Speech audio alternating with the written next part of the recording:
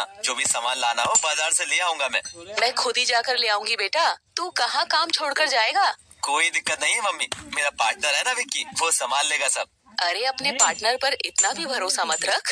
Mummy हमारा business partnership में चल रहा है, भरोसा तो रखना ही पड़ेगा। वैसे मम्मी जी ठीक कह रही हैं, चाहे कितनी ही पार्टनरशिप की हो, आंखें मूंद कर भरोसा नहीं करना चाहिए। वही तो मैं कह रही हूँ। अरे विक्की बहुत अच्छा है, अभी हमें 8 महीने हो गए बिजनेस शुरू किए को, आज तक 1 रुपया भी ऊपर नीचे नहीं हुआ है। बहुत अच्छी बात है, नहीं हुआ तो, लेकिन फिर भी बेटा पैसे देखकर हर किसी का ईमान डोल जाता है। आपकी बात ठीक है, लेकिन विक्की ऐसा नहीं है, वो तो बहुत केयर करता है, मुझे पूरा भरोसा है उस पर। अब हम तो ज्यादा क्या बोले, आपके बिजनेस का आपको ज्यादा पता है। तभी घर के बाहर कार का हॉर्न बजने लगता है। वो विक्की ही था जो हॉर्न बजा रहा था। लो, शैतान का नाम लिया और शैतान हाजिर। पता नहीं क्यों मुझे तो ये ठीक नहीं लगता। चलो आप दोनों सास बहू मिलकर उसकी चुगलियां करो, मैं तो चला उसके साथ। सोमेश विक्की के साथ बैठकर और सोमेश ने पार्टनरशिप में बिजनेस करना शुरू किया था। अगले दिन सुनीति की ननद वैशाली भी घर आ जाती है। हेलो मम्मी, हेलो भाभी। नमस्ते दीदी, कैसी हैं आप? अकेली आई है क्या बेटा? सोमेश लेने नहीं आया? मम्मी मुझे पता था कि आपने भैया को जरूर कह कर रखा होगा, लेकिन मैंने तो टाइम ही गलत बताया और मैं खुद ही आ गई। तुझे बड़ा शौक है अकेले आने जाने का, तो क्या करूं, कुंवारे रहते तो आपने मुझे शौक पूरे करने नहीं दिए। एक तो गरीबी, ऊपर से आपकी आदत, शादी के बाद तो आजादी है। हाँ हाँ, अच्छी किस्मत है तेरी, बहुत अच्छा घर मिल गया, तभी तो खुला खाना पीना, खुला पैसा, सब अच्छा है, और भला क्या चाहिए? क्यों भाभी? हाँ बिल्कुल ठीक कहती हैं आप। भाभी मेरे लिए अदरक वाली चाय बना दीजिए, बस थोड़ा पानी कम डालना, मुझे पता है यहाँ पर पानी वाली चाय ही बनती है। भाई तू तो बड़े नखरे वाली हो गई है, अब क्या करूं, जैसा रहन सहन है वैसे ही आदत पड़ गई है। सुनीति थोड़ी देर में चाय बना कर ले आती है। शाम के वक्त, वैशाली बेटा अब तू आ ही गई है तो तेरे पापा का ये रिक्शा भी निकाल कर साफ कर देना, कल पूजन है। क्या मम्मी, अभी तक वो रिक्शा संभाल कर बैठी हो, कबाड़ में फेंक दो। ये सुनकर राम प्यारी दुखी हो जाती है। कभी नहीं बेटा, तेरे पापा को उस रिक्शा से बहुत लगाव था और उनकी आखिरी निशानी मैं अपने जिंदा रहने तक संभाल के रखूंगी। कौन से रिक्शा की बात करें मम्मी जी आप? बेटा तू तो नहीं जानती, लेकिन तेरे ससुर जी पहले रिक्शा चलाते थे और रिक्शा चलाने के बाद ही उनकी किस्मत धीरे धीरे काम करने लगी और कमाई भी अच्छी होने लगी। भाभी विश्वास मत करो, ये ऐसी बातें हैं बेकार की। तू चुप कर वैशाली, कोई बेकार की बातें नहीं है। उनके जाने के बाद मैं उनकी बरसी पर पूजा करवाती हूँ और साथ में रिक्शा को भी साफ करके पूजन करवाती हूँ। ये तो बहुत अच्छी बात है मम्मी जी, मैं तो ऐसी फालतू की बातों में यकीन नहीं करती। लेकिन दीदी ये फालतू की बातें नहीं है, कई बार कुछ चीजों से लगाव हो जाता है। भाभी आप तो रहने दीजिए, आपको थोड़ी ना कुछ पता है। असल में वैशाली थोड़ी मुंह फट थी, उसके मुंह में जो भी आता था वो बोल देती थी, बिना ये सोचे कि किसी को बुरा लग रहा है या अच्छा। तू तो रहने दे वैशाली, मैं सुनीति से कहकर अपने आप निकलवा लूंगी रिक्शा। हाँ मम्मी जी मुझे बता दीजिए। चल मेरे साथ, पीछे स्टोर में रखा है। राम प्यारी अपनी बहू को स्टोर में ले जाती है और उससे रिक्शा निकलवा लेती है। अच्छा तो ये रिक्शा चलाते थे पापा जी? हाँ बेटा, इसी से कमाई शुरू की थी। फिर तो हमें अच्छे मन से इसका पूजन करवाना चाहिए। अगले दिन सुनिधि के ससुर की बरसी थी और घर में पूजा रखवाई गई थी, साथ ही उस रिक्शा का भी पूजन करवाया गया था। 3 दिन बाद, मम्मी कल मैं वापस ससुराल जाऊंगी, जो भी सामान लेना देना हो दे देना मुझे। अभी तो 10 दिन पहले ही तो आकर गई थी, सब दिया तो था, अभी कुछ नहीं देना, तो अब क्या खाली हाथ ससुराल जाऊं? बेटा अभी मेरे पास पैसे नहीं है कुछ भी देने के लिए। अरे तो आप क्यों देंगे, भाभी को कह दीजिए, भैया को कह दीजिए, वही देंगे ना। दीदी अभी मेरे पास ज्यादा तो नहीं है, लेकिन मैं अपने लिए एक साड़ी लाई थी, अगर आपको पसंद है तो ले जाइए, बाकी आपके भैया से कह दूंगी आपके लिए मिठाई भी ले आएंगे। अच्छा तो बस अब एक साड़ी और एक मिठाई लेकर जाऊं, और शगुन के पैसे कम से कम 5,000 तो करेंगे ना। दीदी अभी इतना तो नहीं कर पाएंगे, देखा माँ ये भाभी मुझे कुछ देना नहीं चाहती, लेकिन बेटा अभी सोमेश का काम चले कुछ ज्यादा टाइम नहीं हुआ है, ऊपर से पार्टनरशिप भी है, अभी वो इतना कैसे करे, 10 दिन पहले ही तो इतना किया है। हाँ हाँ अब तो मैं आपको बोझ लगने लगी हूँ। नहीं नहीं दीदी ऐसा मत कहिए, रहने दो, कुछ नहीं चाहिए मुझे, मेरे ससुराल में कमी नहीं है। वैशाली मुंह फुलाकर कमरे में चली जाती है। वहीं सुनिधि और राम प्यारी उसकी इन बातों से दुखी हो जाती है। अगले दिन वैशाली के जाने का वक्त होता है, तभी राम प्यारी उसे सुनिधि की दी हुई साड़ी और 3100 रुपए का शगुन और मिठाई का बॉक्स दे देती है। बेटा ये सब तेरी भाभी ने ही दिया है, अभी तो इतना ही हो पाया है उससे। अरे क्या जरूरत थी इतना देने की, चलो जितना भी है दे दो। खैर वैशाली अपने ससुराल चली जाती है। वो जब भी आती थी हर बार अच्छा खासा सामान और और पैसा लेकर ही जाती थी। कुछ दिनों बाद सोमेश अपना कोट पैंट ढूंढ रहा था। मेरा कोट पैंट कहाँ रखा है? क्या बात है, आज कोट पैंट कैसे ढूंढ रहे हैं? वो आज विकी का बर्थडे है, तो शाम को सब लोग पार्टी करेंगे, तो आज मैं थोड़ा लेट हो जाऊंगा। अच्छा ठीक है, ज्यादा ड्रिंक मत करना। नहीं नहीं, ज्यादा नहीं करूंगा, थोड़ी बहुत तो करूंगा ही ना। वो तो मुझे पता है, आप करेंगे ही, इसीलिए तो मैंने रोका नहीं। कोई फायदा तो है नहीं, बस लिमिट में करना। ठीक है, अब जल्दी से मेरा कोट पैंट निकाल दो। सुनिधि कोट पैंट निकाल कर सोमेश को दे देती है। उसी रात सोमेश और विकी अपने कुछ दोस्तों के साथ बर्थडे की पार्टी में एंजॉय कर रहे थे। विकी भाई, बड़ी शानदार पार्टी दी है तूने, काफी जल्दी स्टैंड हो गया तू। अरे ये सब तो मेरे प्यारे दोस्त सोमेश की वजह से हुआ है, इसने मेरे साथ पार्टनरशिप जो कर ली। नहीं नहीं, हम दोनों ने ही मेहनत की है। बहुत अच्छा है सोमेश, मैं इसे अपने सगे भाई से भी बढ़कर मानता हूँ। बहुत अच्छी बात है, ऐसे पार्टनर मिले तो बिजनेस में तरक्की भी खूब होती है। हाँ बिल्कुल, अभी तो कुछ भी नहीं हुई है, अभी तो देखना 3-4 सालों में हम बहुत रईस बन जाएंगे। सभी काफी ड्रिंक करते हैं, डांस करते हैं और रात के 11:30 बजे तक विकी और सोमेश के सारे दोस्त घर चले जाते हैं। विकी यार, अब मुझे भी घर छोड़ दे, काफी रात हो गई है। यार तुझे और मुझे तो बैठकर बातें करने का मौका ही नहीं लगता, दिन भर काम और बस फिर घर जाना। हाँ वो तो है ही, ले यार ये एक पैग और लगा ले। नहीं नहीं, वैसे सुनिधि ने कहा था ज्यादा ड्रिंक नहीं करनी, ऑलरेडी मैं 4 पैग लगा चुका हूँ यार। अरे यार तेरे भाई का बर्थडे है, अब इतना भी नहीं करेगा क्या? चल तू कह रहा है तो एक दे दे। ऐसा करते करते सोमेश काफी ज्यादा ड्रिंक कर लेता है और वो पूरी तरह से नशे में चूर हो गया था। अच्छा सुमेश, और बता, तू मुझे पार्टनरशिप में रखकर खुश तो है ना? अरे भाई है तू अपना यार। हाँ बिल्कुल, बहुत खुश हूँ मैं भी बहुत खुश हूँ यार, मुझे तेरे पर बहुत भरोसा है।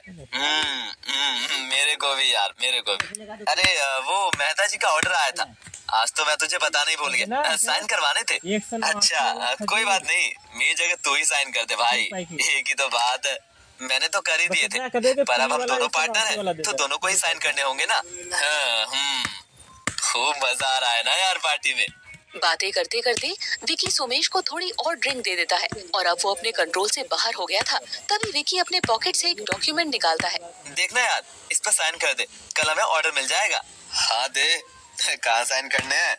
अबे तेरे लिए तो मैं कुछ भी कर सकता हूँ यार, कुछ भी। ऐसे ही मीठी मीठी बातों में विकी अपने दोस्त सोमेश को फंसाकर एक डॉक्यूमेंट पर उसके साइन ले लेता है। लेकिन विकी के दिमाग में आखिर चल क्या रहा था? चल सोमेश, मैं तुझे घर छोड़ देता हूँ। अरे रहने दे यार, आज की रात हम साथ बिताएंगे। नहीं नहीं, बस काम हो गया जो जरूरी था, अब चल। क्या मतलब? कौन सा काम? छोड़ना काम वाम। सोमेश बार बार न जाने की जिद करता है, लेकिन विकी धक्के से उसे अपनी कार में बिठाकर उसके घर तक ले जाता है। सुनीधि दरवाजा खोलती है। ये क्या, इन्होंने इतनी ड्रिंक कर रखी है और ये कोई टाइम है घर आने का?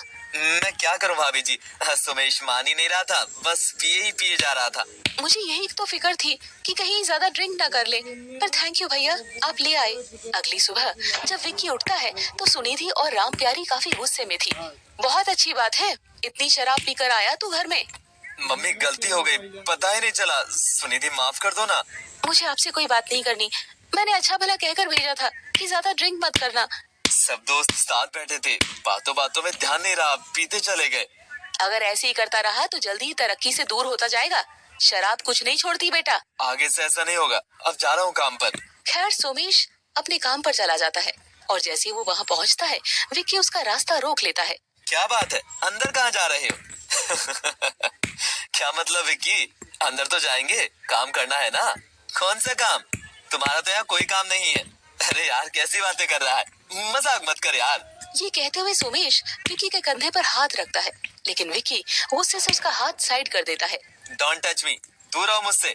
यार एक्टिंग मत कर, एक तो घर से वैसे ही परेशान होकर आया हूँ, तो मैं क्या करूँ, मुझे कोई मतलब नहीं है तुझसे। चल अंदर चल, काम भी देखना है। कौन सा काम, कैसा काम, और तुम क्यों देखोगे? ये बिजनेस मैं संभाल रहा हूँ, ये मेरा है। ये तू क्या बोल रहा है विक्की? और ऐसा घटिया मजाक मत कर, हम दोनों पार्टनर हैं। किसने कह दिया पार्टनर है? तूने कल ही तो सारा बिजनेस मेरे अंडर किया है, भूल गया? क्या मतलब, मैंने कब किया? तभी विक्की वो डॉक्यूमेंट दिखाता है जिस पर सोमेश के साइन किए हुए थे। ये देखो, इस डॉक्यूमेंट में लिखा था कि बिजनेस तुम मुझे दे रहे हो, वो भी अपनी मर्जी से। ये नहीं हो सकता। ये सब देखकर सोमेश के पैरों तले जमीन खिसक जाती है और वो समझ गया था कि विक्की ने उसके नशे की हालत का फायदा उठाया है। तूने अच्छा नहीं किया विक्की, मेरे लिए तो अच्छा ही है, सारा बिजनेस मेरे अंडर आ गया। यार तुझे क्या हो गया? हम इतने टाइम से पार्टनर हैं। मेरे बारे में तो सोच, मैं क्या करूंगा? मेरे भी तो पैसे लगे हैं इसमें। तो मैं क्या करूं? मैंने तो शुरू से ये सोच रखा था, एक दिन तो ये सब करना ही था मैंने। मैं तेरे आगे हाथ जोड़ता हूँ, ऐसा मत कर, मैं बर्बाद हो जाऊंगा। मुझे कोई मतलब नहीं है, भले बर्बाद हो या मर जा या जी जा। Now get out. ऐसा मत कर यार, ये तूने बिल्कुल अच्छा नहीं किया। लेकिन विक्की उसकी एक नहीं सुनता और उसे वहाँ से बाहर निकाल देता है। सोमेश रोते हुए सड़क पर चलता जाता है। उसे ना तो ट्रैफिक का ध्यान था, ना ही किसी और चीज का। सोमेश खुद से दुखी होकर कहता है, अच्छा नहीं किया उसने, माँ सही कहती थी, मुझे इस पर भरोसा नहीं करना चाहिए था। अब क्या होगा? मैं तो बर्बाद हो गया। अचानक चलते चलते सोमेश की हालत खराब हो जाती है और वो बेहोश होकर वहीं जमीन पर गिर जाता है और तड़पने लगता है। आसपास के लोग भाग कर आते हैं। अरे इसको क्या हो गया? जल्दी आओ, लगता है कोई अटैक आया है, जल्दी से इसको अस्पताल लेकर चलो। जैसे तैसे सोमेश को अस्पताल पहुंचाया जाता है। वहीं घर पर सुनीति और राम प्यारी को भनक तक नहीं थी। तभी सुनीति का फोन बजता है। बेटा तेरा फोन बज रहा है। मम्मी जी आप उठा लो, मैं बर्तन धो रही हूँ। हाँ उठाती हूँ। वो फोन उठाती है और उसे पता चलता है कि सोमेश हॉस्पिटल में है और डर के मारे उसके हाथ से फोन गिर जाता है। घबराई हुई सुनीति और राम प्यारी हॉस्पिटल पहुंचती है। हे भगवान, मेरे बेटे को क्या हो गया?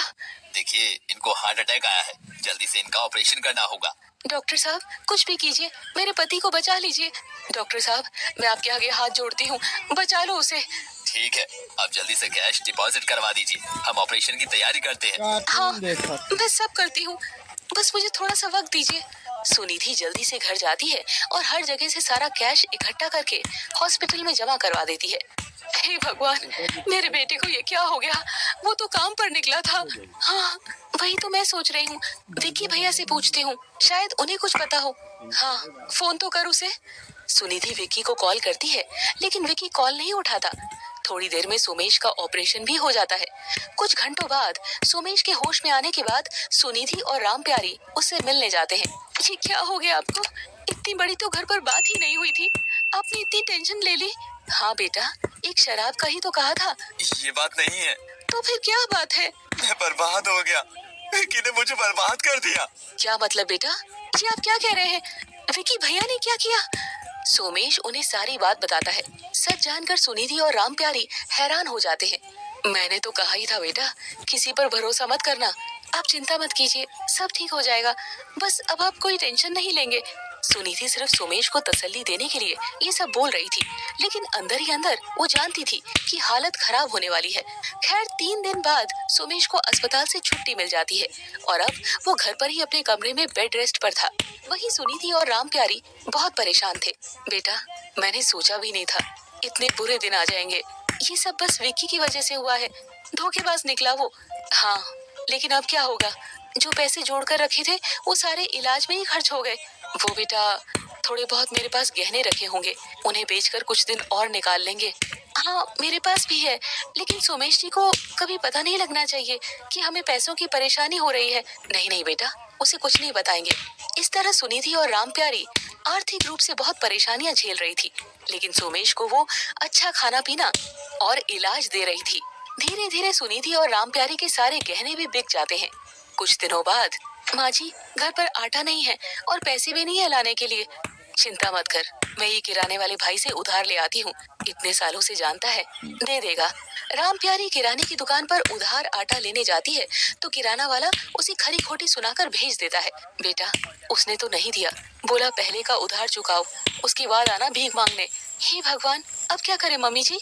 तू चिंता मत कर, सामने वाली से लेकर आती हूँ, पड़ोसी तो पड़ोसी के काम ही आता है। ठीक है मम्मी जी, वैसे पहले उनसे भी कई बार ले चुके हैं, कहीं मना न कर दे। राम प्यारी अपने पड़ोस के घर जाती है। आ गई राम प्यारी, बताओ अब क्या चाहिए? वो बहन घर में आटा नहीं है। हाँ हाँ, हम तो यहाँ पर राशन की दुकान खोलकर बैठे हैं, पैसे आते ही तुझे सामान लाकर वापस दे दूंगी। एक बारी बहुत जरूरत है, बेटे को खाना देना है। हाँ हाँ ले जा, कोई बात नहीं, पड़ोसी हूँ इसीलिए दे रही हूँ, लेकिन इंसान में खुद को भी शर्म होनी चाहिए। राम प्यारी बेइज्जत होकर अपनी पड़ोसन से आटा उधार ले आती है, लेकिन उसकी भी मजबूरी थी। ले सुनिधि बेटा, आटा तो मिल गया, लेकिन साथ में काफी कुछ सुनने को भी मिला है। अब क्या करें माँ जी, आजकल इतने बुरे दिन चल रहे हैं, हर जगह से सुनने को ही मिल रही है। मैं वैशाली से बात करती हूँ, आजकल तो उसने आना भी बंद कर दिया है, पता नहीं कहाँ व्यस्त रहती है। राम प्यारी अपनी बेटी वैशाली को फोन लगाती है कॉल पर। वैशाली बेटा, काफी दिन हो गए, तू एक बार भी नहीं आई भाई से मिलने। क्या करूं मम्मी, भाई तो बेड पर है, बस तुमसे हाल चाल जान तो लिया। बेटा घर की हालत बहुत खराब है, हम तो एक एक दाने के मोहताज हो गए हैं। हाँ इसीलिए तो नहीं आई, जब खुद का ही नहीं पूरा हो रहा तो मुझे क्या दोगे, मुझे तो खाली हाथ भेज दोगे ना। बेटा तुझे खाली हाथ जाने का दिख रहा है, यहाँ हमारी रोटी के टोटे पड़े हुए हैं, तू तो सुखी संपन्न है बेटा। कहना तो नहीं चाहती, लेकिन हो सके तो थोड़ी मदद कर दे। माँ आपको शर्म नहीं आती, मुझसे मदद मांग रही हैं? आपको पता नहीं, बेटी की शादी के बाद उसके घर का पानी भी नहीं पीना चाहिए। बेटा जानती हूँ, पर स्वाभिमान को गिराकर मांगना पड़ रहा है, क्या करूँ, घर की हालत ही ऐसी है। मैं कुछ नहीं जानती, आज के बाद मांगने के लिए मुझे फोन मत करना। वैशाली भी बदतमीजी से बात करके फोन काट देती है और राम प्यारी को बहुत बुरा लगता है और वो रोने लग जाती है। रोइए मत माँ, माँ जी रोइए मत, सब ठीक हो जाएगा, बुरे वक्त में ही पता चलता है कौन अपना है। अब क्या करेंगे बेटा, हम तो पाई पाई को तरस गए। सुनिधि और राम प्यारी बहुत परेशान हो गई थी और आखिर सुनिधि को कोई एक आइडिया आता है। माँ जी मुझे पता लग गया, मुझे क्या करना है, अब तो बस एक ही रास्ता बचा है। लेकिन क्या बेटा? मम्मी जी मैं सोच रही हूँ कि जो पापा जी का रिक्शा रखा हुआ है, मैं वो रिक्शा चलाना शुरू कर देती हूँ। अरे ये कैसी बात कर रही है बेटा तू, औरत होकर क्या रिक्शा चलाएगी क्या? तो क्या हुआ मम्मी जी, काम तो काम ही होता है। नहीं नहीं बेटा, तू इस घर की बहू है, और फिर लोग क्या कहेंगे कि राम प्यारी की बहू रिक्शा चलाती है। मम्मी जी अभी भी आपको लोगों से कोई उम्मीद है क्या? देखा नहीं, मुसीबत के दिन आते ही कैसे बदल गए सब लोग। ये तो तेरी बात ठीक है बेटा, लेकिन ये काम तू रहने दे। नहीं नहीं, रिक्शा नहीं चलाना। नहीं मम्मी जी मना मत करो, मैं यही काम करूंगी, प्लीज मुझे आपके साथ की बहुत जरूरत है। बेटा कल को सोमेश को भी पता लगा तो उसे कितना बुरा लगेगा कि उसकी पत्नी रिक्शा चलाती है। अभी उन्हें कंप्लीट बेड रेस्ट बताया हुआ है, उन्हें कुछ नहीं पता लगेगा। मैं दिन भर काम करके घर आ जाऊंगी। बेटा मेरा मन नहीं मानता कि मैं तुझे रिक्शा चलाने के लिए हाँ कहूँ। मम्मी जी प्लीज, मैं आपके आगे हाथ जोड़ती हूँ, अभी हमें कुछ भी काम करने की बहुत जरूरत है, कब तक मांग के खाएंगे। सुनिधि अपनी सास को बार बार समझाने की कोशिश करती है और काफी कहने के बाद आखिर उसकी सास मान ही जाती है। ठीक है, अब तो इतनी जिद कर रही है तो चला ले। थैंक यू मम्मी जी, मैं जल्दी से रिक्शा निकाल कर लाती हूँ। सुनिधि स्टोर रूम से अपने ससुर का रिक्शा निकाल कर ले आती है और उस रिक्शा को लेकर बाहर निकल जाती है और सभी आसपास के लोग ये देखकर हैरान हो जाते हैं। अरे अरे देखो तो, राम प्यारी की बहू रिक्शा चलाकर जा रही है। हे भगवान, इसकी बहू तो रिक्शा वाली बन गई है। बस यही दिन देखना बाकी था, मोहल्ले की औरतें भी रिक्शा चलाएंगी अब। ये तो यहाँ के सारे माहौल को खराब कर देगी। ये औरत सारे भरे बाजार में रिक्शा पर घूमेगी, क्या सीखेंगे बच्चे। लोग सुनिधि को लेकर तरह तरह की बातें कर रहे थे, लेकिन सुनिधि को किसी की परवाह नहीं थी। वो अपना रिक्शा लेकर बाजार में निकल जाती है और आते जाते लोगों को रिक्शा पर बैठने के लिए कहती है। आइए ना साहब, रिक्शा पर बैठिए। रिक्शा चलाओगी तो तुम बीच रास्ते में ही गिरा दोगी। नहीं नहीं साहब, एक बार बैठकर तो देखिए। कोई बेवकूफ ही होगा जो तुम्हारे रिक्शे पर बैठेगा। साहब सुनिए तो सही, अरोड़ा में मिलेगा low rates on flights international and domestic. लेकिन वो आदमी बिना कोई जवाब दिए वहाँ से चला जाता है। फिर सुनिधि थोड़ा और आगे जाती है और वो एक औरत से रिक्शे पर बैठने के लिए कहती है। मेम साहब बैठिए ना मेरे रिक्शे पर। अरे तुम्हारे रिक्शे पर मैं क्यों बैठूं, तुम्हें तो ढंग से रिक्शा चलाना भी नहीं आता होगा। नहीं नहीं मुझे आता है, एक बार आप बैठकर तो देखिए प्लीज। नहीं नहीं मैं नहीं बैठूंगी। और वो औरत भी दूसरा ऑटो लेकर वहाँ से चली जाती है। इस तरह सुनिधि दिन भर धूप में यहाँ वहाँ भटकती है, लेकिन उसका कोई ग्राहक नहीं बन रहा था। हे भगवान, कोई तो ग्राहक बन जाए, आज तो 1 रुपए की भी कमाई नहीं हो रही है। मम्मी जी क्या सोचेंगी। शाम तक सुनिधि कई लोगों से रिक्शा पर बैठने की गुहार करती है, लेकिन कोई भी उसके रिक्शा पर नहीं बैठ रहा था और वो उदासी से घर वापस आने लगती है। अरे देखो तो कैसे मुंह उतार रखा है इसने, लगता है कोई ग्राहक नहीं बना। बिल्कुल, भला इस रिक्शे पर कौन बैठेगा। बता तो सुनिधि, कितने करोड़ कमा कर आई है। अरे शक्ल देख, लगता है 1 रुपया भी नहीं मिला। सुनिधि बिना कुछ कहे सीधा घर में चली जाती है और रोने लग जाती है। तो राम प्यारी समझ जाती है। बेटा मैंने कहा था ना, रिक्शा चलाने से कोई फायदा नहीं होगा, देखा ना। हाँ मम्मी जी, आज तो एक ही दिन हुआ है मुझे, मैं इतनी जल्दी हार नहीं मानूंगी। देखना, कल मुझे जरूर ग्राहक मिलेंगे। अब और कोशिश करके देख ले बेटा, कोई फायदा नहीं होगा। लेकिन सुनिधि हार नहीं मानने वाली थी और अगली सुबह फिर से वो रिक्शा लेकर निकल जाती है। आइए ना मेम साहब, बैठिए ना मेरी रिक्शा पर। नहीं नहीं, मैं नहीं बैठूंगी। साहब, मेरी रिक्शा पर बैठ जाइए, मैं छोड़ देती हूँ आपको। पागल हो गई है क्या? जा यहाँ से, मेरे रिक्शे पर कोई नहीं आएगा। तभी एक कंपनी में जॉब करने वाली एक औरत उसके पास आती है। अरे, ये रिक्शा तुम्हारा है क्या? हाँ हाँ, मेरे रिक्शे पर बैठिए ना मेम साहब प्लीज। अरे भाई, तुम औरत होकर रिक्शा चला रही हो, क्या बात है? क्या करूं मेम साहब, काम की बहुत जरूरत है, इसीलिए रिक्शा चला रही हूँ। वाह भाई, बहुत अच्छा उदाहरण साबित करने वाली हो तुम। इतनी मेहनत का काम कर रही हो। थैंक यू मेम साहब, चलो फिर मुझे छोड़ दो। सुनीति उसे रिक्शा पर बैठा लेती है और उसे घर तक छोड़ देती है। वाह, तुमने तो बहुत अच्छे से चलाया है रिक्शा। थैंक यू मेम साहब, मेरी पहली कमाई आपसे ही हुई है। अरे भाई, ये तो तुम्हारा हक है। इस तरह शाम तक उसे 2-3 ग्राहक और मिल जाते हैं और शाम को वो थोड़ी बहुत कमाई लेकर घर चली जाती है। बेटा, कैसा रहा आज का दिन? बहुत थक गई होगी ना? नहीं नहीं मम्मी जी, मैं बिल्कुल ठीक हूँ। देखो, थोड़े पैसे भी बन गए हैं, आज की रोटी तो खा ही लेंगे।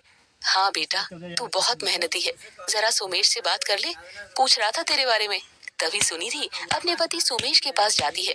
सुनिधि, आज तो तुम मुझसे मिलने ही नहीं आई कमरे में, क्या तुम भी मुझसे परेशान हो गई हो? अरे अरे, ये कैसी बातें कर रहे हैं? ऐसा कभी हो सकता है क्या? बस मैं थोड़ा काम में व्यस्त थी। अच्छा, वो मम्मी से मैंने पूछा था कि सुनिधि कहाँ है, उन्होंने भी यही बोला। हाँ, मैं आपके लिए खाना बना कर लाती हूँ। तुम कितनी अच्छी हो, कितनी सेवा कर रही हो मेरी। ये तो हमारा फर्ज है। अगले दिन फिर से सुनीति रिक्शा लेकर निकलती है और पड़ोस के लोग उस पर ताने कसते हैं। अरे अरे, कुछ तो शर्म कर ले, औरत होकर रिक्शा चला रही है। लेकिन काकी, इसमें क्या गलत है? मैं तो मेहनत से ही कमा रही हूँ ना। अरे, मेहनत के काम तो और भी बहुत होते हैं, जरूरी तूने मर्दों वाले ही काम करने हैं। ये रिक्शा मेरे ससुर जी का है और इसी से उनकी कमाई शुरू हुई थी और मेरी भी। मुझे काम करने में कोई शर्म नहीं है। एक तेरी जैसी बेशर्म औरत की वजह से हमारा मोहल्ला खराब हो रहा है, इसकी शिकायत करनी पड़ेगी। क्या शिकायत करेंगे कि मैं रिक्शा चलाती हूँ? क्या ये कोई गुनाह है? देखो देखो तो, कितनी जुबान चलती है इसकी। सुनीति फिर कोई जवाब नहीं देती और अपना रिक्शा लेकर चली जाती है और आज भी उसे कुछ ग्राहक मिल जाते हैं। शाम को सुनीति थोड़े और पैसे लेकर घर आती है। देखो ना मम्मी जी, आज तो और अच्छी कमाई हुई है। शुक्र है भगवान का जो ये काम चल गया है। मैं कहती थी ना मम्मी जी, ये पैसे लीजिए और उस किराने वाले को और पड़ोस का जो भी देना है बकाया देकर आइए। हाँ हाँ, अभी उसके मुंह पर मार कर आती हूँ। बड़ा खरी खोटी सुना रहा था ना उस दिन। राम प्यारी सुनिधि से पैसे लेकर किराने का उधार चुका आती है और अपने पड़ोस में भी सामान वापस दे आती है। वाह राम प्यारी, और कुछ तो बना नहीं तो अपनी बहू को ही रिक्शा पर चढ़ा दिया तूने। अब क्या करें, बुरे दिन आए हैं तो कोई भी काम दिखे करना ही पड़ता है। अरे कुछ तो ख्याल किया होता। रिक्शा वाली बहू अच्छी लगती है क्या तुझे? हाँ, मुझे मेरी बहू बहुत अच्छी लगती है। आज उसी की वजह से हमारा घर चल रहा है, हम रोटी खा पा रहे हैं। वाह रे वाह, कलयुग का टाइम तो अब आया है असली। इस तरह अब सुनीति रोज रिक्शा चलाने का काम करने से अच्छी कमाई कर लेती थी। लेकिन राम प्यारी और सुनिधि ने सोमेश को ये बात नहीं बताई थी। उसी रात आधी रात में उनके घर का दरवाजा बजने लगता है। राम प्यारी की जाग खुल जाती है। अरे, ये आधी रात में भला कौन आ गया? वो उठकर बाहर जाती है तो उसे अपने पड़ोसन की आवाज आती है। राम प्यारी, ओ राम प्यारी, दरवाजा खोल तो। अरे, ये तो सामने वाली पड़ोसन है। राम प्यारी दरवाजा खोल देती है और देखती है कि उसकी पड़ोसन बहुत घबराई हुई थी और रो रही थी। अरे क्या हुआ, इतना क्यों घबराई हुई हो? देखना, रात के 2 बज गए हैं। अब ना तो कोई रिक्शा मिलेगा ना कुछ। एम्बुलेंस वाले को भी कॉल की है, वो फोन नहीं उठा रहे। पर हुआ क्या? मेरी बहू को हॉस्पिटल लेकर जाना है, उसकी तबीयत बहुत खराब है। तेरी बहू को बोलना रिक्शा लेकर आए। मैं तेरे आगे हाथ जोड़ती हूँ। हाँ हाँ, तू चिंता मत कर, मैं अभी उसे उठाती हूँ। पर शोर मत कर, वरना मेरा बेटा जाग जाएगा। राम प्यारी जल्दी से अपनी बहू के पास जाती है और उसे धीरे से उठाकर बाहर आने का कहती है। बेटा, सामने वाली पड़ोसन आई है, उसकी बहू को हॉस्पिटल लेकर जाना है तेरे रिक्शा पर। अच्छा, ये वही है ना जो मुझे ताने सुना रही थी? क्या सोच रही है सुनिधि? चल जल्दी। लेकिन बहन, तुम्हें तो मेरी बहू का रिक्शा चलाना पसंद ही नहीं है, फिर अब कैसे? राम प्यारी, मैं गलत थी, पर अभी ये सब बोलने का वक्त नहीं है। तू चल जल्दी। हाँ हाँ, जल्दी चलिए। तो सभी जल्दी से वहाँ जाते हैं और सुनिधि उसकी बहू को अपने रिक्शे पर बैठाकर हॉस्पिटल पहुँचा देती है और उसे हॉस्पिटल में एडमिट किया जाता है। सुनिधि, तेरा बहुत बहुत शुक्रिया बेटा, जो तू मेरी बहू को हॉस्पिटल तक ले आई। पर काकी, आप तो मोहल्ले वालों के साथ मिलकर मुझ पर ताने कस रही थी ना, मेरा मजाक बना रही थी। बेटा, गलती हो गई मुझसे। मुझे तेरे हालात समझकर तेरा साथ देना चाहिए था, तेरा मजाक उड़ाए बिना। बिल्कुल, लेकिन सबने मिलकर मेरी बहू को नीचे गिराना चाहा, लेकिन इसका हौसला बहुत बुलंद है। मुझे माफ कर दे, गलती हो गई, अब से कभी नहीं होगा ये। कोई बात नहीं काकी। सुबह होने पर सुनीति अपने सास के साथ वहाँ से वापस आ जाती है और रोज की तरह सुनीति काम पर चली जाती है। तभी उसे मार्केट में वही औरत मिलती है जो उसकी पहली ग्राहक थी। नमस्ते मैडम, आइए ना मेरे रिक्शे पर। अरे तुम, अच्छा हुआ आ गई, मैं कब से रिक्शा का वेट कर रही थी।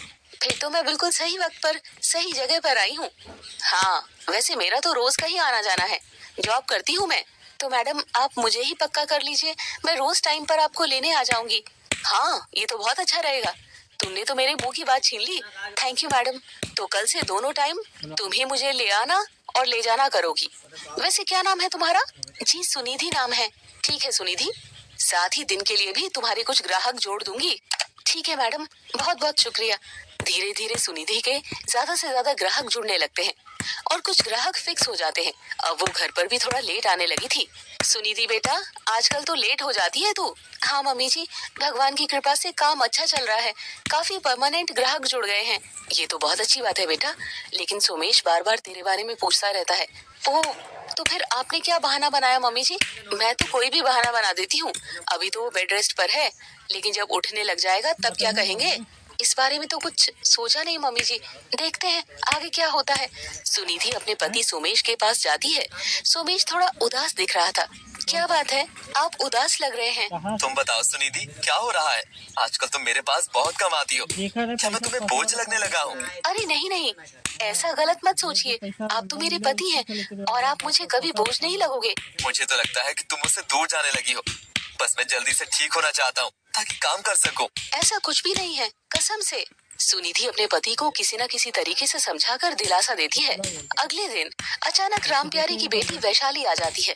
अरे भाई, क्या तमाशा लगा रखा है मम्मी? बेटा तू अचानक, वो भी ऐसे गुस्से में। सारे जहां में थू थू हो रही है। सुनिधि भाभी ने रिक्शा चलाना शुरू कर दिया है। हाँ दीदी, तो क्या गलत है? वैशाली शांत हो जा, पहले जाकर अपने भाई से तो मिल ले, हाल वाल तो ले ले। मैं यहाँ पर किसी से मिलने के लिए नहीं आई हूँ। वाह बेटा, बहुत अच्छी बात कही है तूने। मेरे ससुराल वाले मुझे इतने ताने देते हैं कि मेरी भाभी एक रिक्शे वाली है। कुछ तो शर्म कर लो भाभी। क्या आपको घर के हालात नहीं पता? मुझे कोई और रास्ता नजर नहीं आ रहा था, तो रिक्शा चलाने का काम ही बचा था क्या दुनिया में? और मम्मी, आपकी अकल क्या घास चढ़ने गई थी? दीदी, आप मुझे जो चाहे कहें, लेकिन मम्मी जी से इस तरीके से बात मत करो। अच्छा, अब आप समझाएंगी मुझे कि मुझे अपनी माँ से कैसे बात करनी है। दो कौड़ी की रिक्शे वाली। हाँ, ये बात सुनकर राम प्यारी को वैशाली पर बहुत गुस्सा आता है और वो उसे एक थप्पड़ लगा देती है। वाह मम्मी, आज पहली बार आपने मुझे थप्पड़ लगाया, वो भी इस जाहिल औरत की वजह से। हद तो तूने पहले ही कई बार पार की है, लेकिन आज पानी सर के ऊपर हो गया था, इसीलिए तुझे समझाना जरूरी था। मम्मी जी, ऐसा नहीं करना चाहिए था आपको। अपनी भाभी को तू दो कौड़ी की कह रही है? आज उसी की वजह से सोमेश का इलाज हो रहा है और हम 2 टाइम की रोटी खा रहे हैं, वरना भीख मांगने तक की नौबत आ गई थी। मैं इसकी तारीफें सुनने नहीं आई हूँ। आज से आपके साथ मेरा हर रिश्ता खत्म, बस यही कहने आई थी माँ। नहीं नहीं दीदी, ऐसा मत कहिए आप। चुप रहो तुम, मुझे फटीचर लोगों से कोई रिश्ता नहीं रखना। जा रही हूँ मैं। सुनीति उसे रोकने की बहुत कोशिश करती है, लेकिन वैशाली गुस्से में घर से चली जाती है और सुनीति रोने लग जाती है। बेटा तू रो क्यों रही है? तेरी कोई भी गलती नहीं है। दीदी का यूं घर से जाना अच्छी बात नहीं है मम्मी जी। बेटा, उसे रिश्तों की समझ नहीं है, उसे उसके हाल पर छोड़ दे, वो सिर्फ पैसों से रिश्ता तोलती है। खैर सुनीति रोज की तरह काम पर चली जाती है। धीरे धीरे उसका काम बढ़ गया था। उसने 2 रिक्शे और लिए और उन्हें किराए पर चढ़ा दिया था। एक दिन सड़क किनारे उसे बूढ़ा आदमी हाथ हिलाकर रुकने का इशारा करता है। हाँ बाबा जी, कहाँ जाना है बताइए?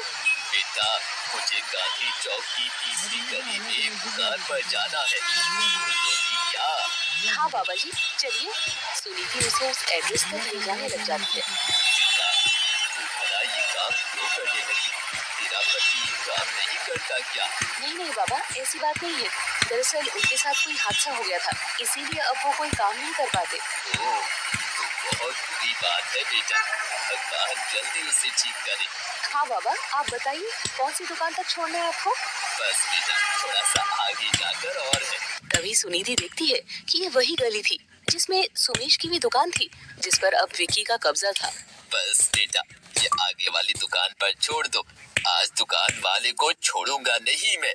क्यों बाबा, क्या हुआ? तभी सुनिधि को पता लगता है कि वो बूढ़ा आदमी विकी की दुकान पर ही आया था। ये जो इस दुकान का मालिक है ना, एक नंबर का बेईमान आदमी है। उसने मुझसे इतने पैसे उधार लिए थे और देने को नहीं आ रहा है। हाँ बाबा, मैं जानती हूँ, इसी आदमी की वजह से तो आज मुझे रिक्शा चलाना पड़ रहा है। क्या? मैं कुछ समझा नहीं बेटा। तभी दुकान से विकी बाहर आता है। ओ बुड्ढे, तू यहाँ क्या करने आया है? वाह भैया, बहुत अच्छे हो तुम तो। मेरे पति को तो बिस्तर पर डाल दिया और अब बुजुर्गों को भी नहीं छोड़ रहे। तुमसे किसी ने बात की है क्या? जाकर अपना रिक्शा चला, वरना इसे यहीं तोड़ दूंगा। हिम्मत है तो हाथ लगा कर देख, तुझे मैं बताती हूँ। इतना बेईमानी से काम करेगा तो तेरा बेड़ा गर्क हो जाएगा विक्की। नर्क में सड़ेगा तू। मेरी दुकान से दूर होते हुए डंडे मार के भगाऊं। मार के दिखा, तुझे मैं बताती हूँ। तभी विकी डंडा उठा लेता है और वो बूढ़ा आदमी गुस्सा हो जाता है और विकी को पीटने लग जाता है। साथ ही सुनीति भी उसे पीटने लग जाती है। छोड़ो मुझे, छोड़ो। क्यों, सबको परेशान करेगा? हाँ, तुझे लाइसेंस मिला है क्या? निकम्मा कहीं का, मेरे पैसे खा गया। मेरे पति को इसी की वजह से हार्ट अटैक आया था। तभी आसपास के लोग इकट्ठा हो जाते हैं और विकी को छुड़वाते हैं। देखना, पुलिस कंप्लेंट करूंगा। हाँ कर ले, मेरे पास सारे सबूत है कि तूने मुझसे पैसे लिए। देख, मैं तेरी दुकान कैसे बंद करवाता हूँ। हाँ बाबा, छोड़ेंगे नहीं इसे। चल बेटा, मुझे वापस वही छोड़ दे। जल्दी से सुनिधि उसे रिक्शे पर बिठाकर वहाँ से चली जाती है। आज भी सुनिधि घर आने में लेट हो गई थी। वहीं उसका पति सुमेश उसका कमरे में आने का इंतजार कर रहा था। तभी राम प्यारी उसके पास जाती है। माँ, सुनिधि कहाँ है? वो मेरे पास इतनी लेट क्यों आती है? बेटा, तू चिंता मत कर, वो थोड़ा सामान वगैरह लेने गई है। माँ, रोज रोज ये क्या सामान लेने जाती है? जब भी मैं आपसे पूछता हूँ, आप हमेशा ऐसे ही कहती हैं। अरे बेटा, तू क्यों चिंता करता है? पता नहीं क्यों, मुझे काफी दिनों से बड़ा डर लग रहा है कि सुनिधि मुझसे दूर होने लगी है। नहीं नहीं बेटा, बहू ऐसी नहीं है, तू आराम से सो जा, बस उसे अभी भेजती हूँ। ठीक है। जैसी सुनिधि घर पर आती है, राम प्यारी उसे सारी बात बताती है और सुनिधि जल्दी से सोमेश के पास जाती है। अब तो रोजाना यही होने लगा था। धीरे धीरे सोमेश की हालत में भी सुधार आ रहा था। सुनिधि, अब तो मैं ठीक हो रहा हूँ। अब तो तुम मुझसे दूर नहीं होती ना? अरे आप क्यों एक ही बात सोचते रहते हैं? मैं तो कहीं पर भी दूर नहीं हो रही हूँ। तुम झूठ बोलती हो, इसलिए दिन भर मेरे पास नहीं आती, मुझसे बात नहीं करती। ऐसा नहीं है जी, मैं भगवान की कसम खाकर कहती हूँ। अच्छा ठीक है। कुछ दिनों बाद रोज की तरह सोमेश सुनिधि का इंतजार कर रहा था और आखिर वो शाम के वक्त कमरे से बाहर आता है और उसी वक्त सुनिधि रिक्शा चलाकर घर में आ रही थी। सोमेश उसे इस तरह देखकर हैरान हो जाता है। बेटा तू, आप? राम प्यारी और सुनिधि भी घबरा गए थे क्योंकि उन दोनों का झूठ पकड़ा गया था। ओह अच्छा, तो ये सामान लेने जाती हो तुम रोज रोज झूठ बोलकर? मुझे बेवकूफ बनाती रही तुम दोनों सास बहू। नहीं नहीं बेटा, ऐसा नहीं है, हम तो तुम्हें बताना चाहते थे। आप शांत हो जाइए, अंदर चलिए, मैं सब बताती हूँ आपको। तभी सोमेश अंदर जाकर रोने लग जाता है क्योंकि वो अपनी पत्नी को रिक्शा चलाते देख दुखी हो गया था। अब मैं इस लायक भी नहीं रहा कि कुछ कर सकूं। अब मेरी पत्नी को रिक्शा चलाना पड़ रहा है। कितना बेकार हो गया हूँ मैं। नहीं नहीं, ऐसा मत कहिए प्लीज, मैं आपके आगे हाथ जोड़ती हूँ। बेटा, सुनिधि की मेहनत को मिट्टी में मत मिला, ऐसी बात मत कर। वो ये सब तेरे लिए ही कर रही है। तो आप दोनों को ये लगता है कि सुनिधि का ये हाल देखकर मुझे अच्छा लगेगा? मैं जानती हूँ आपको बिल्कुल अच्छा नहीं लग रहा, बस इसी वजह से हम आपको सच्चाई नहीं बताना चाहते थे क्योंकि डॉक्टर ने आपको टेंशन लेने से मना किया था। लेकिन अब तो सामने आ गया ना, आखिर सच कभी भी ज्यादा वक्त तक नहीं छुपता है। मैं जानती थी कि मैं ये सब ज्यादा वक्त तक छुपा नहीं पाऊंगी, लेकिन कुछ वक्त बाद मैं आपको खुद बता देती। हाँ बेटा, हमने सोचा था कि हम तुझे बताएंगे, पहले बस तू थोड़ा ठीक हो जाए। मेरा मन कर रहा है कि इस दुनिया को छोड़कर चला जाऊं। अपनी पत्नी का ये हाल मैंने ही किया है, ये सब मेरी ही वजह से हुआ है। तभी सुनिधि भी रोने लग जाती है और राम प्यारी भी। अच्छा, आप इस दुनिया को छोड़कर जाना चाहते हैं? ठीक है, चले जाइए। आत्महत्या करना चाहते हैं, कर लीजिए, साथ में मैं भी कर लूंगी। हे राम, इतना अशुभ, ऐसे क्यों बोल रहे हो तुम दोनों? और क्या बोलूं माँ, इनकी वजह से मैं इतनी मेहनत कर रही हूँ और ये है कि छोड़कर जाना चाहते हैं हमें, तो मैं भी जी कर क्या करूंगी इनके बिना। सोमेश बेटा, तुझे टाइम टू टाइम दवा मिलती रहे और हम सब पेट भर खाना खा सके, इसी वजह से सुनिधि इतनी मेहनत कर रही है, क्योंकि वो सिर्फ तुझे सुख देना चाहती है। इन्हें तो मेरी मेहनत से कोई मतलब नहीं है, इन्हें तो बस सबसे दूर होना है। मैं ही चली जाती हूँ सब कुछ छोड़कर। नहीं, ऐसा मत कहो सुनिधि, मुझे माफ कर दो, मेरा ये मतलब नहीं था, लेकिन तुम्हें ऐसे देखकर मुझे बिल्कुल अच्छा नहीं लग रहा। आप ऐसा क्यों सोच रहे हैं? कोई भी काम छोटा बड़ा नहीं होता, पापा जी भी तो यही काम करते थे ना। हाँ बेटा, और रिक्शा चलाते चलाते ही उन्होंने बहुत मेहनत की, ये घर तक बनाया, तुम्हें पढ़ाया लिखाया, और फिर मैंने भी रिक्शा चलाकर इतना कमाया है कि मैंने 2 रिक्शा और लेकर किराए पर चढ़ा दिए हैं। क्या सच में? तुम इतनी तरक्की कर चुकी हो? और क्या, तो अब कहीं की गलत ही बोलते जा रहे हैं। मुझे माफ कर दो सुनिधि, मैं तुम्हें गलत नहीं बोल रहा था, बस मुझे लगा न जाने क्यों तुम मुझसे दूर रहने लगी हो। पर अब तो सब सच पता लग गया है ना, अब आप प्लीज टेंशन मत लो। हाँ बेटा, और हमें माफ कर दे जो हमने तुझे सच्चाई नहीं बताई। कोई बात नहीं, मैं जानता हूँ मेरे भले के लिए आपने ये सब किया है। अब तो सोमेश अच्छे से समझ चुका था। धीरे धीरे सुनिधि खूब मेहनत करती है और काफी सारे और रिक्शा खरीद लेती है और उन्हें जरूरतमंद लोगों को किराए पर दे देती है। वाह बेटा, मुझे तुझ पर बहुत गर्व है। मैंने सोचा भी नहीं था कि एक रिक्शा चलाने वाला इंसान इस मुकाम तक भी पहुंच सकता है। हाँ मम्मी जी, ये सब ईश्वर की कृपा से हुआ है। मुझे तुम पर बहुत गर्व है सुनिधि, अब तो मैं भी ठीक हो गया हूँ, मैं भी तुम्हारे साथ इसी काम में लग जाऊंगा। अब तो हमें ज्यादा काम करने की जरूरत ही नहीं है। मैंने अब तक बहुत सारे रिक्शा खरीद लिए हैं और कोई भी जरूरतमंद मेरे पास आता है तो मैं उसे रिक्शा किराए पर दे देती हूँ। बहुत अच्छी बात है बेटा, दूसरों का भला करने से ही खुद का भला होता है। तो उनके दिन अच्छे होने लगे थे और घर का हाल भी सुधर गया था। उनका खान पान रहन सहन सब हाई क्लास हो रहा था। तभी एक दिन उनके घर पर वैशाली आती है। अरे वैशाली, तू आज कहाँ रास्ता भटक गई बेटा? मम्मी, अब मैं नाराज भी कब तक रहती? आपने तो कभी बात करने की कोशिश नहीं की, इसीलिए मैं ही आ गई। झूठ मत बोल, मैंने तुझे कितने फोन किए हैं, लेकिन तूने तो मेरा नंबर ही ब्लॉक कर दिया था। वो मम्मी, मैं गुस्से में थी। वैसे भाभी और भैया कहाँ हैं? वो दोनों तो काम पर गए हैं। क्या भैया ठीक हो गए क्या? हाँ ठीक है, लेकिन खैर तुझे क्या लेना देना। और बता, कैसे आना हुआ? अरे मम्मी, मैं ऐसी आई हूँ। आप ऐसे क्यों पूछ रही हैं? क्योंकि तू तो सारे रिश्ते तोड़ कर गई थी ना। मेरे ससुराल वाले ताने देते थे, भाभी रिक्शा चलाती थी, लेकिन अब मुझे पता लग गया है कि भाभी खूब कमाई करने लगी है, काम काफी बढ़ गया है। ओहो हो, अच्छा अब मैं समझी, इसी वजह से तू आई है।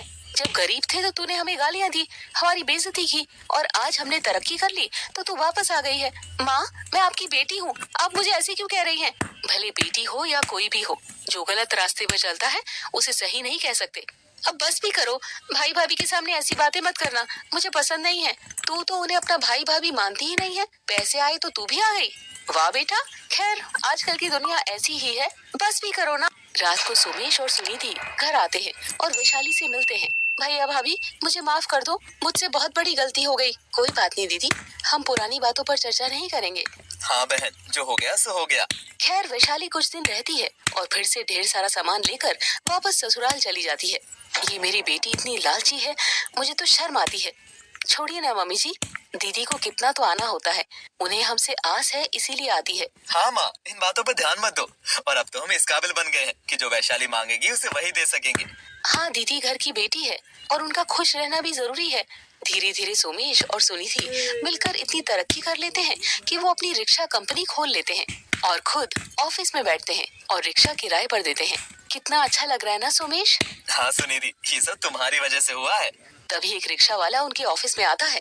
साहब, वो जो विक्की था ना, आपको धोखा देने वाला। हाँ, उसका तो नाम ही मत लो मेरे सामने।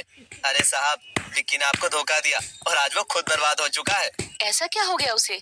जरा उस दुकान पर जाकर देख कर आइए, आप खुद ही समझ जाएंगे।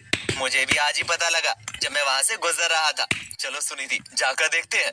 सुनिधि और सोमेश बाइक पर उस दुकान पर पहुंच जाते हैं और दुकान का हाल देखकर दोनों चौंक जाते हैं, क्योंकि सारी दुकान जलकर खाक हो गई थी। हे भगवान, ये क्या? दुकान जल कैसे गई? यहाँ तो कोई है भी नहीं। बुरे का नतीजा बुरा ही होता है सोमेश। खैर चलो यहाँ से चलते हैं। न जाने विक्की कहाँ है, आजकल क्या कर रहा है। तभी अचानक उसके पास आकर कोई उसके पैर पकड़ लेता है और जोर जोर से रोने लग जाता है। उस आदमी के कपड़े फटे हुए और काफी पुराने थे। कौन है? क्या कर रहे हो? हटो। दूर हट, कौन हो तुम? तभी वो आदमी अपना मुंह ऊपर करता है तो सुनिधि और सोमेश हैरान रह जाते हैं, क्योंकि वो विक्की था। विक्की, तुम? ये तुम्हें क्या हो गया? ये हाल? मुझे माफ कर दो, मैंने तुम्हें धोखा दिया। और देखो मेरे साथ क्या हो गया। आज मेरे पास फूटी कौड़ी भी नहीं है। हाँ मैंने देख लिया सब, लेकिन ये सब कैसे हुआ? न जाने कैसे शॉर्ट सर्किट से आग लग गई, सब कुछ जलकर राख हो गया। लेकिन हम भला तुम्हारी क्या मदद कर सकते हैं? तुमने तो हमें भी बर्बाद करने का ही सोचा था। माफ कर दो, मुझसे गलती हो गई। गलती कहो या पाप, लेकिन मुझे बचा लो प्लीज। लेकिन हम भला क्या कर सकते हैं विकी? मुझे पता है तुम्हारी रिक्शा कंपनी है, मुझे रिक्शा किराए पर दे दो, मैं रिक्शा चलाने का काम कर लूंगा। नहीं नहीं, बिल्कुल नहीं। हमें तुम पर बिल्कुल विश्वास नहीं है। कल को तुम इस काम में भी हमें धोखा दे दोगे। नहीं ऐसा नहीं होगा। भला मैं रिक्शा लेकर कहाँ जाऊंगा? मैं हाथ जोड़ता हूँ, मेरी मदद कर दो। ये सब तो हमारे साथ धोखा करने से पहले सोचना चाहिए था कि जिन्हें तुम बर्बाद करने का सोच रहे हो उनसे तुम्हें मदद भी मांगनी पड़ सकती है। मैं अंधा था, पैसों के लालच में मुझे कुछ दिखाई नहीं दे रहा था। लेकिन मैं तुम्हें काम पर रखने का रिस्क नहीं ले सकता। कल को तुम कोई और गलत हरकत कर सकते हो। मैं हाथ जोड़ता हूँ, ऐसा मत करो, मैं खत्म हो जाऊंगा प्लीज। विकी उनके आगे बहुत गिड़गिड़ाने लग जाता है और रोने लग जाता है। तो आखिर में सुनिधि और सोमेश को उस पर दया आ जाती है। ठीक है, हम तुम्हें काम देने के लिए तैयार हैं। हाँ ज्यादा से ज्यादा तुम एक रिक्शा ही चुरा पाओगे, कोई बात नहीं। Thank you so much. अब ऐसा कोई गलत काम नहीं करूंगा, खूब मेहनत करूंगा। विकी उनसे रिक्शा किराए पर ले लेता है और रिक्शा चलाने का काम करने लगता है। और इस तरह सुनिधि और सोमेश बहुत शानदार जिंदगी जीने लगते हैं। तो दोस्तों, जब हम दूसरों के लिए गड्ढा खोदते हैं तो दूसरी जगह हमारे लिए भी एक गड्ढा तैयार हो रहा होता है। दूसरों का बुरा करने से हमारे साथ भी हमेशा बुरा ही होता है। तो दोस्तों, कमेंट बॉक्स में बताइए कि आपको कैसी लगी हमारी ये स्टोरी।